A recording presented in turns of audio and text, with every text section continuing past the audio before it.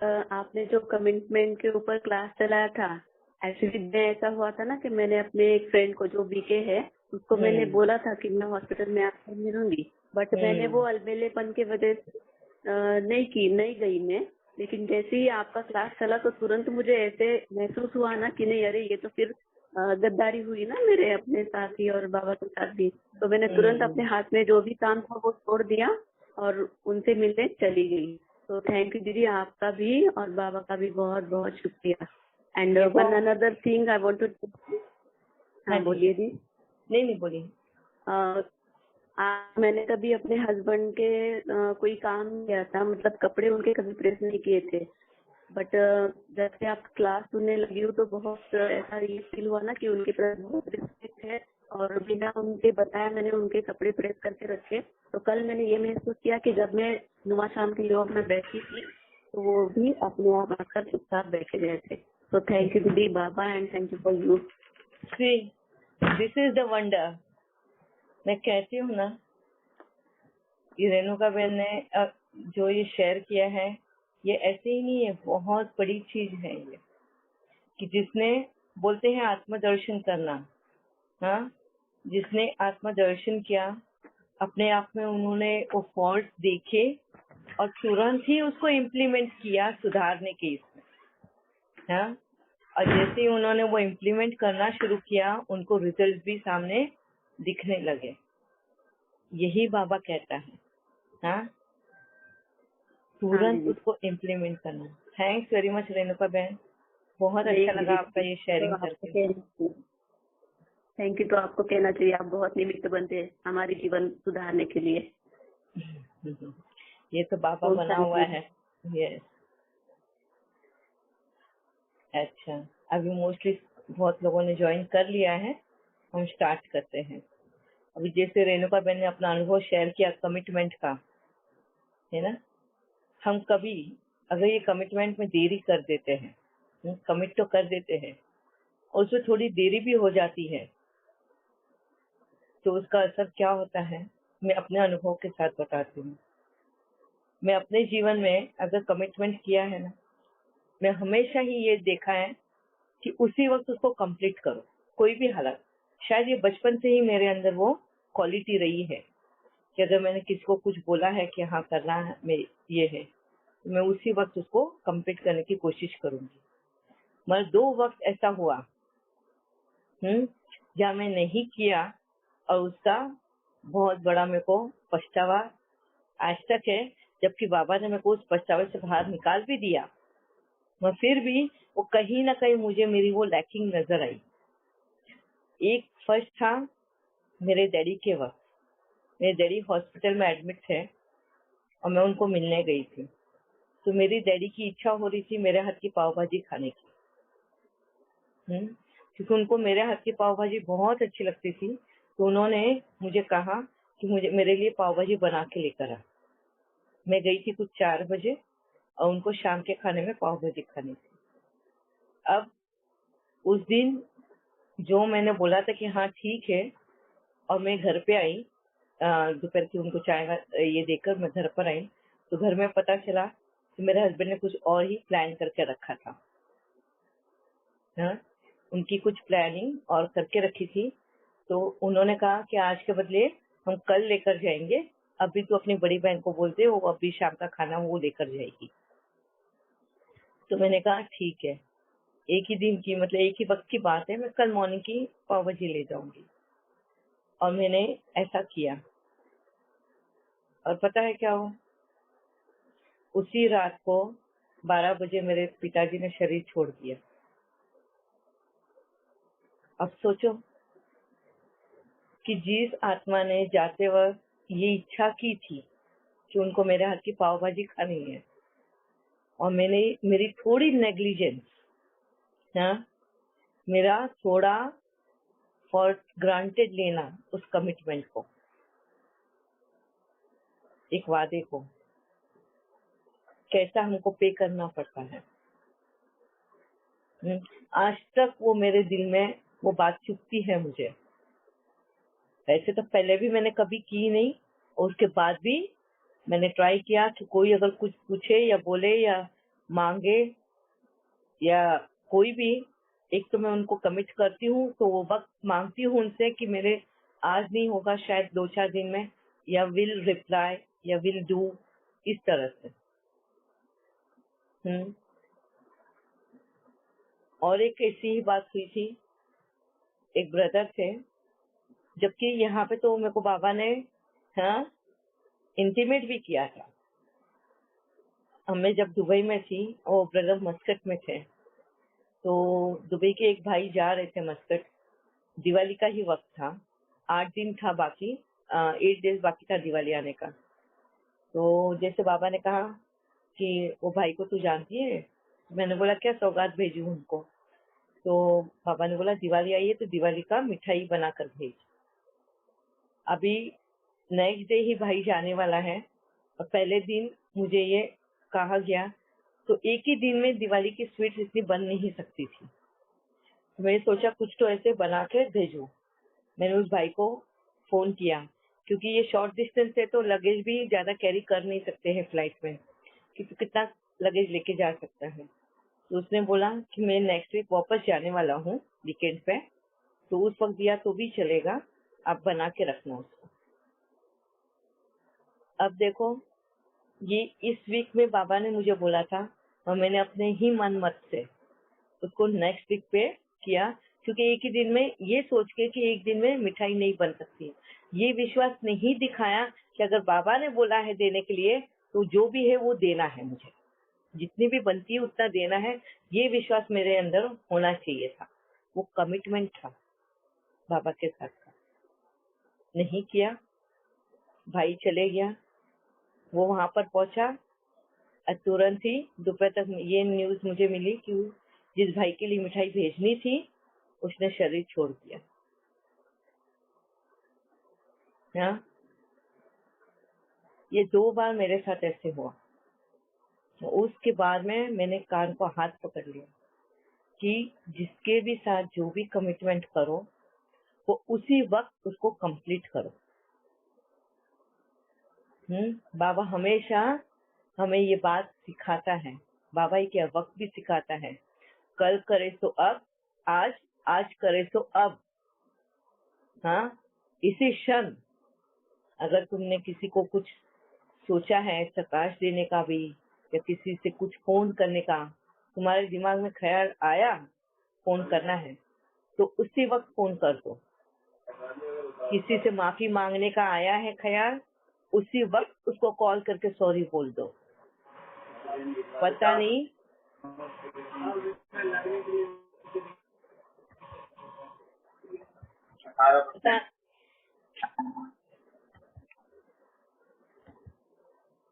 पता नहीं आगे हमें समय मिलता है नहीं मिलता है। कौन से वक्त किस वक्त क्या हादसा होगा बोल नहीं सकते। तो ये 2 इंसिडेंट ऐसे हुए मेरे जीवन में जिसने मुझे मेरा जीवन ही पलट दिया, समझ लो। अब मेरे लिए कमिटमेंट मतलब पहले फिर वो भले ही एक छोटे से बच्चे के साथ ही क्यों ना हो या बड़े बूढ़ों के साथ भी क्यों ना हो, किसी के भी साथ, बाहर, घर के अंदर, परिवार, फ्रेंड सर्कल, इतना ही नहीं अपने आप के साथ का जो कमिटमेंट है ना, वो भी मैं उसको भी फॉर ग्रांटेड नहीं लेती हूँ। अगर मैंने अपने आप से कोई कमिटमेंट किया है तो उसको भी फुलफिल करना है मुझे। और मैं वो जब भी दिमाग में ये रखूंगी तभी मेरे से दूसरों के लिए का कमिटमेंट का वैल्यू रहेगा। अपने आप से कमिटमेंट करना यानी समझ जाओ कि परमात्मा से कमिटमेंट करना। तुमने परमात्मा से कमिटमेंट किया है, तो ये बहुत बहुत इम्पोर्टेंट है। हाँ, उसकी समय की पुकार बोलते हैं ना, वैल्यू को समझना, तुम्हारे शब्दों की वैल्यू को समझना, क्योंकि तुम्हारे शब्दों की वैल्यू, तुम अगर किसी को कुछ बोलते हो उसकी वैल्यू अगर सामने वाले ने करनी चाहिए, अगर हम ये चाहते हैं तो उसकी वैल्यू रखने की ताकत पहले हमारे अंदर होनी चाहिए। हमने अगर बोला है तो उसको फुलफिल करना ही है, नहीं तो बोलो नहीं, नहीं तो वक्त लेके बोलो, मगर जो वक्त लिया है उसमें जरूर करो। नहीं तो लोगों का एक बार विश्वास उठ गया तुम्हारे पर से, फिर उसको वापिस से बना के रखने में जन्म लग जाता है। एक ही नहीं, कई बार बहुत जन्म लग जाते हैं। इसके लिए बोलते हैं ना, घड़ने में या बनाने में बहुत समय जन्म लग जाते हैं, मत तोड़ने में एक सेकंड भी नहीं। बिगाड़ने के लिए एक सेकंड भी नहीं लगता, मगर उसको सुधारने में जन्म जन्म लग जाते हैं। ये है कमिटमेंट। अच्छा, अभी वापस हम लिंक करते कल की वफादारी के साथ में। ये कमिटमेंट भी हमारा एक वैल्यू है। हमारी खुद की अगर हमको समाज में, दुनिया में कीमत रखनी है तो सबसे पहले कमिटमेंट हमको बहुत बहुत सीरियसली लेना है। इसी से हम सभी का क्या जीतेंगे? भरोसा जीतेंगे, विश्वास जीतेंगे, है ना। उनको हम ये बताएंगे कि हम कितने सिंसियर हैं अपने कामकाज में, हम कितने पंक्चुअल हैं और कितने परफेक्ट हैं। तो अपने आप ही उनकी नजरों में हमारी वैल्यू बढ़ जाएगी। ठीक है।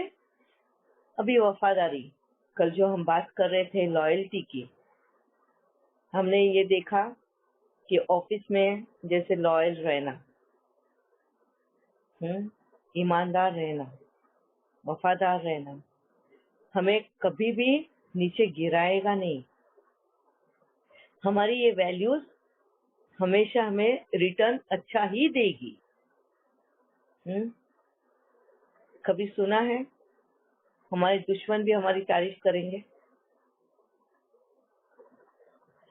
है, मगर अगर हमारे अंदर ये वैल्यूज है ना, दुश्मन भी मजबूर हो जाता है हमारी तारीफ करने में।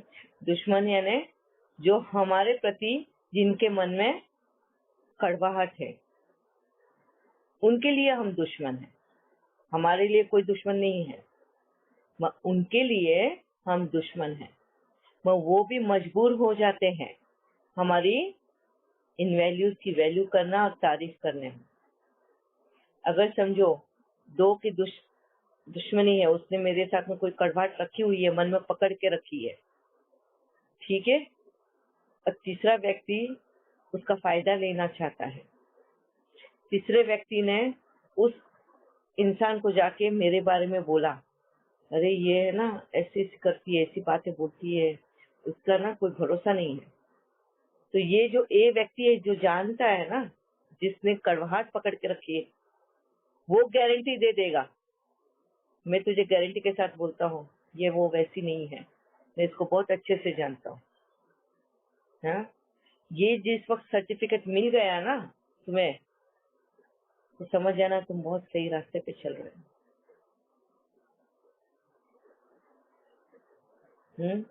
तुम बहुत सही रास्ते पे चल रहे हो और उस रास्ते से तुम्हें कोई नीचे उतार नहीं सकता। इस तरह से हमें बनना है, हमारी वैल्यूज को वर्थफुल करना है, धारण करना है, उस वैल्यूज पे चलना है। और ये समझ लेना, इन वैल्यूज पे चलना आसान काम नहीं है। वैल्यूज पे चलना आसान काम नहीं है। क्यों? क्योंकि कर्मणा से और वाचा से बहुत इजीली हम कर लेंगे, क्योंकि वो तो हमको दुनिया को दिखाना है ना। दुनिया को दिखाने के लिए बोलते हैं ना, वर्ल्ड कॉन्शियस होते हैं, तो हम वो हर चीज करने की कोशिश करते हैं जहाँ दुनिया की नजर जाएगी। मगर सबसे बड़ा हमारा जो टेस्ट पेपर है ना, सबसे बड़ी परीक्षा जो हमारी चलती है वो है हमारे थॉट्स से। हमको ऐसा लगता है हमारे जो थॉट्स चल रहे हैं वो तो किसी को पता नहीं चलते। अगर मन में हमने सोच लिया किसी के साथ गद्दारी करने का, वो थोड़ी ना किसी को पता चल रहा है। जब तक मैं वो करूँ नहीं तब तक थोड़ी ना पता चलने वाला है, या मैं किसी को बोलूँ नहीं तब तक थोड़ी ना ये पता चलने वाला है कि मैं गद्दारी करने वाली हूँ। ये है सबसे पहले स्व के साथ गद्दारी। ये है सबसे पहले स्व के साथ गद्दारी कि मैं अगर थॉट से गद्दारी के बारे में सोचूं भी तो मैं खुद से गद्दारी कर रही हूँ।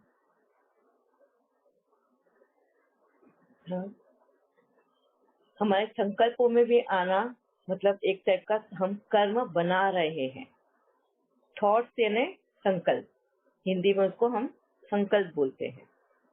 ठीक है, हमारे थॉट्स में भी अगर हम किसी के साथ गद्दारी करने का सोचते हैं तो कहीं ना कहीं हम एक प्रकार का कर्म बना रहे हैं, नेगेटिव कर्मास। जरूरी नहीं है हम बोल के ही बनता है या करके ही बनता है, मगर हमारे थॉट से भी हम कर्मास बनाते हैं। और सबसे मेजरली अगर हमें इफेक्ट करता है हमारे जीवन में तो वही करता है। इसके लिए हम बहुत बार बोलते हैं अपने कि मैंने अपने जीवन में कभी किसी का दिल दुखाया नहीं, कभी किसी को गलत बोला नहीं, कभी किसी के साथ गलत किया नहीं, मगर फिर भी मेरे साथ ऐसा क्यों? ऐसे वक्त में सेल्फ चेकिंग करनी है। क्या मैंने अपने मन से कभी किसी को दिल दुखाया है? मन से कभी किसी को गलत सोचा है, गलत बोला है? हाँ, ये चेकिंग पॉइंट है। सेम वफादारी का है। हम आज लेते हैं मेन रिलेशन वफादारी में, वो है हस्बैंड एंड वाइफ का।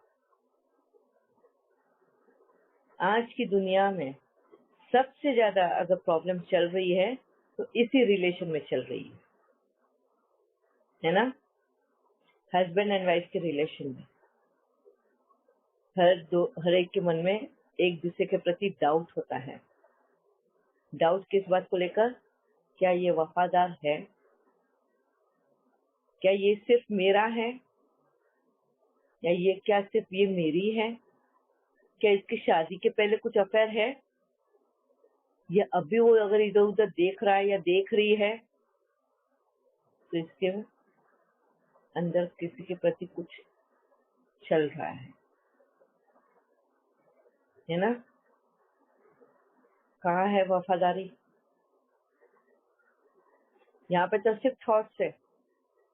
हम यहाँ पे तो हस्बैंड के साथ में जुड़े हुए हैं, उसका नाम लगा हुआ है, वाइफ उसके नाम से मंगलसूत्र पहन रही है, बोलने को भी दुनिया में सबको बता रहे कि ये मेरा हस्बैंड, वो बोलेगा ये मेरी वाइफ। कर्मना से भी एंड वाचा से भी हम बता रहे कि हम एक दूसरे के हैं, मगर फिर भी परमात्मा की नजरों में हम इन रिश्तों में गद्दारी कर रहे हैं, वफादार नहीं है। क्यों? क्योंकि कहीं ना कहीं हम संकल्पों में किसी और के तरफ खींचे जाते हैं। थॉट से हम किसी और की तरफ खींचे जाते हैं। किसी की बहुत अच्छी बात बोलने का तरीका है इसके लिए कि काश मेरी वाइफ अगर इसे मीठी जुबान होती, इतना मीठा स्वभाव होता, काश मेरे वाइफ को ऐसा सब खाना बनाने को आता, काश मेरी वाइफ इतनी सुंदर होती, काश मेरी वाइफ इतनी इंटेलिजेंट होती। ये कंपैरिजन जब हम दूसरी औरतों के साथ करते हैं, कहीं ना कहीं तुम दूसरी औरत से खींचे गए हो। तुम्हारे संकल्पों में उसका स्थान अपने बीवी के स्थान के साथ तुलना में आ गया है। तो बताओ, कहाँ हो तुम वफादार उस रिश्ते में? अगर तुमने अपने वाइफ के स्थान की जगह पे किसी और को कंपेयर करके रखा है उधर, तो तुम वफादार कहाँ हो अपने वाइफ से? या फिर वाइफ ने अपने संकल्पों में कोई आदमी के साथ में तुलना करी हो अपने हस्बैंड की, तो कहाँ हो तुम वफादार? और तुम उस रिश्ते में अपने थॉट्स में अगर वफादार नहीं है, यही वजह बन जाती है तुम्हारे उस रिश्ते में कलह और क्लेश की, दुख की। वो फाउंडेशन तुम्हारा कच्चा रह जाता है उस रिश्ते का। अपनापन नहीं लगता उस रिश्ते में, तेरा और मेरा चलते रहता है उस रिश्ते में। इवन बच्चों में भी चल जाता है, ये तेरे बच्चे, ये मेरे बच्चे, जबकि दोनों ने मिलकर उन बच्चों को जन्म दिया है। बट जब वफादारी नहीं है एक दूसरे के प्रति, तो वहां पे सारा तेरा मेरा बन जाता है।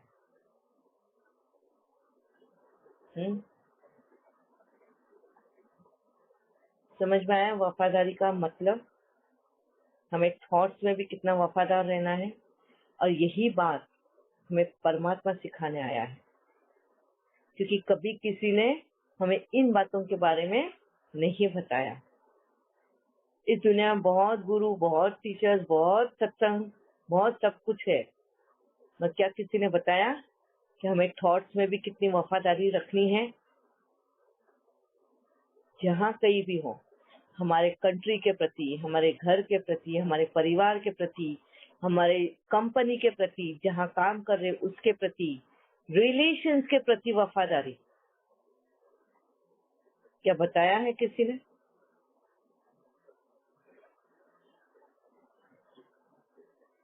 समझा भी वफादारी का रियल मीनिंग क्या है?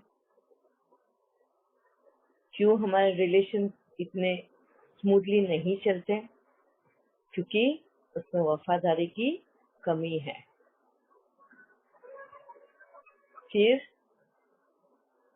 वफादारी न होने की वजह से भरोसा नहीं कर सकते। देखो कैसे लिंक्ड है ये वैल्यूज। तुम वफादार नहीं हो तो तुम भरोसा करोगे? अपने हस्बैंड को अकेला छोड़ दोगे?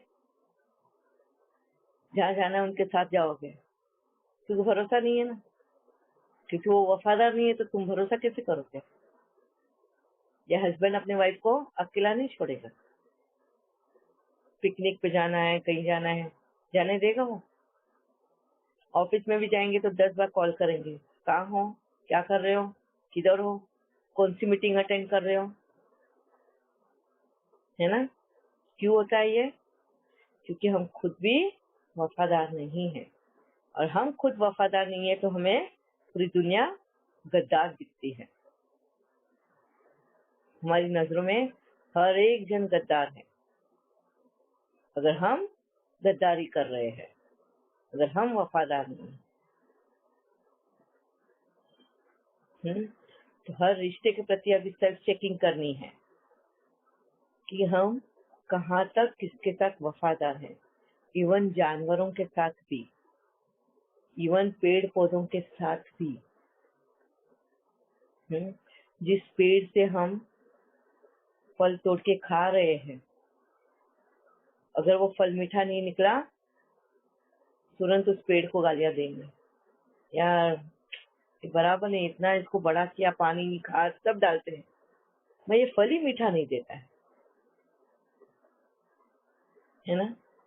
जिस पेड़ ने तुम्हारा पेट भरा है वो फल देके, उसके प्रति भी हमारी कैसी मनसा होती है?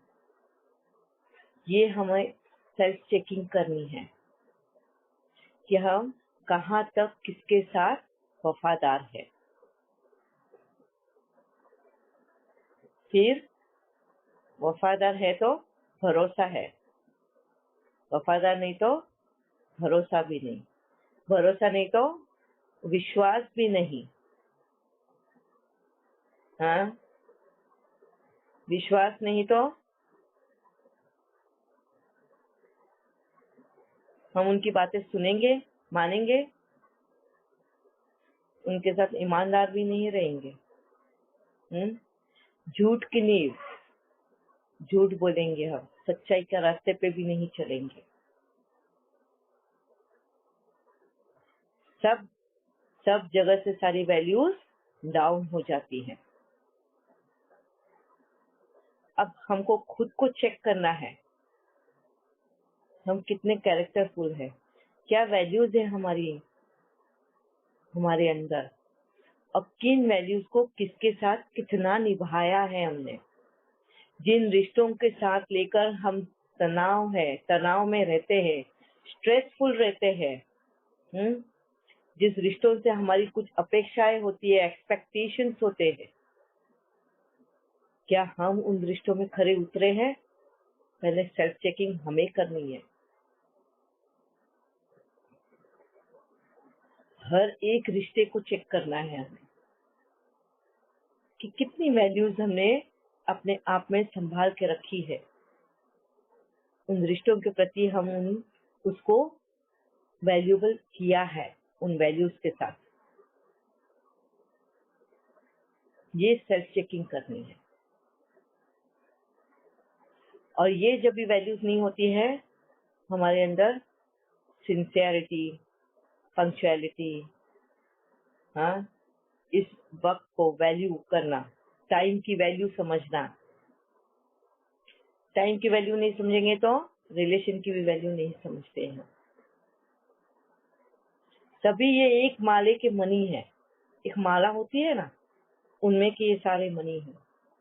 एक भी अगर मनी कमजोर हो, टूट जाए, तो माला ढीली पड़ जाती है ना। फिर वो आगे पीछे खिसकती रहती है, हिल जाती है जगत। तो कोई भी मनी को कमजोर होने नहीं देना है। ये सारी हमारे एक माला की मनी है जो हमारा कैरेक्टर बना रहा है। हमें ऐसे बनना है कि अगर किसी को कोई उपमा देनी है यानी किसी को कंपैरिजन करना है ना, सच्चाई का पुतला मेगा बहन, नहीं, पंक्चुअलिटी एंड परफेक्टनेस भावना बहन, मनीषा बहन वेरी सिंसियर। तो इस तरह के हमारे लिए वर्ड निकलने चाहिए। रजत बहन कभी झूठ नहीं बोल सकती, सच्चाई की पुतला है वो। क्या हम इस तरह से बन सकते हैं कि दुनिया में हमारी पहचान इस तरह की हो?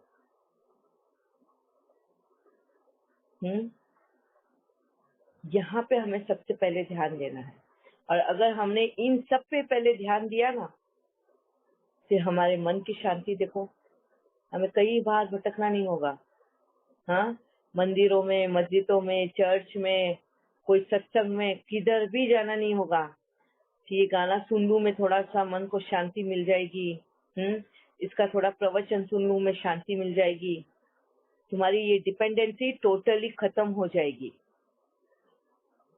तुम्हारे अंदर शांति। हमें क्या सताता है हमारे जीवन में पता है? सबसे ज्यादा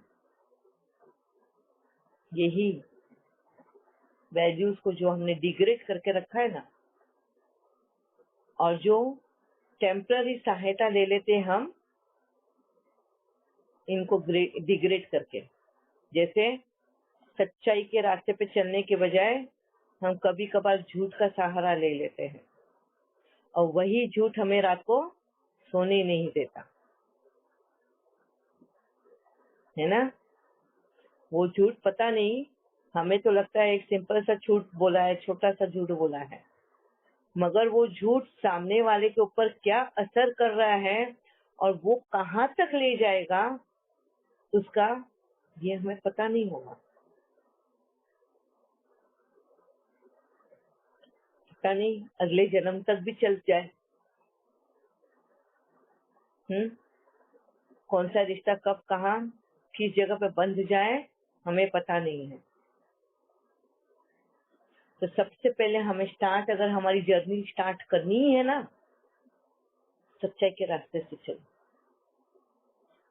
कैसी भी परिस्थिति आए, कोई भी परिस्थिति आए, फेस करने को लिए तैयार हो जाओ, मत झूठ का सहारा मत लो। बाबा तो बोलता है मजाक में भी झूठ का सहारा नहीं लेना है, तुमको मजाक भी नहीं करना है झूठ का। इतनी सच्चाई हमारे अंदर रखनी है। अगर हम जोक्स भी बोलते हैं ना, ऐसे जोक्स बोलो जो सच के आधार पे हो, वो भी जोक्स होते हैं, है ना। इतनी सच्चाई हमारे अंदर होनी चाहिए। अगर ये जर्नी हमें स्टार्ट करनी है इन वैल्यूज के साथ में, तो सबसे पहले फर्स्ट वैल्यू अगर हमको चलना सीखना है तो सच के साथ। सच का साथ कभी मत छोड़ना, क्योंकि ये सच ही तुम्हें सारे वैल्यूज को अपने अंदर बढ़ाने का मौका देगा। क्योंकि जब सच बोलोगे तो वो तुम्हें तुम्हारा आईना बाहर दिखाएगा। जैसे समझो फॉर एग्जाम्पल, तुम्हें किसी ने कोई काम दिया,